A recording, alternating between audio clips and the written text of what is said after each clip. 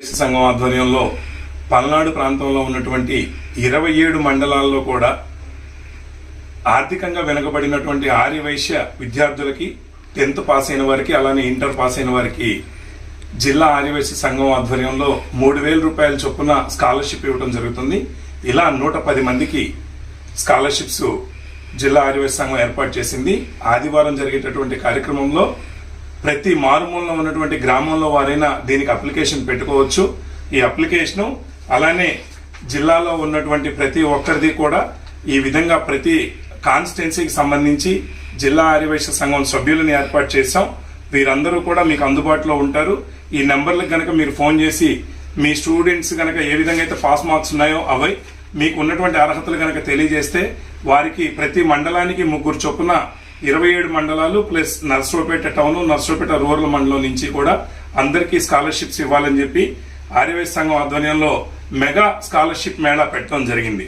దీన్ని ఆర్యవైశ్య సభ్యులందరూ కూడా వినియోగించుకోగలరు. ముఖ్యంగా మనలో ఉన్నటువంటి పేదవారు ఎవరైనా ఉంటే వారికి ఈ మెసేజ్ని మీరు ప్రత్యేకంగా తెలియజేయండి.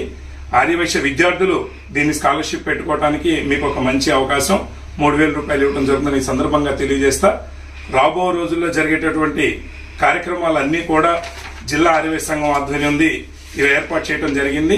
అలానే అన్ని మండలాల్లో పట్టణాల్లో నూతన కార్యవర్గాల్ని ఏర్పాటు చేస్తా ఉన్నాం. ఆర్యవైశ్య సంఘానికి సంబంధించి గడిచినటువంటి 4-5 ఏళ్లుగా స్తబ్దుగా ఉన్నటువంటి ఏరియాల్లో కొత్త కమిటీలను ఏర్పాటు చేయడానికి జిల్లా కమిటీని ఒక టీంని ఏర్పాటు చేశాం. వారందరూ కూడా ప్రతి మండలంలో ఆర్యవైశ్య సంఘాన్ని ఏర్పాటు చేయడం జరుగుతుంది. తద్వారా జిల్లా ఆర్యవైశ్య సంఘం పటిష్టంగా ఉండటం కోసం ఈ కార్యక్రమాన్ని ఏర్పాటు చేశాం.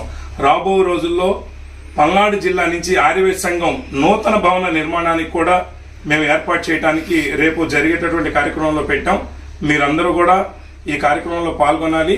దీనికి రాష్ట్ర మహాసభ మాజీ వాళ్ళు అలానే రాష్ట్ర మహాసభ అధ్యక్షులు ప్రత్యేకంగా పెద్దవారందరూ కూడా వస్తున్నారు. కావున మీరందరూ కూడా విచ్చేసి ఈ కార్యక్రమాన్ని జయప్రదం చేయాలని కోరుతా ఉన్నాం.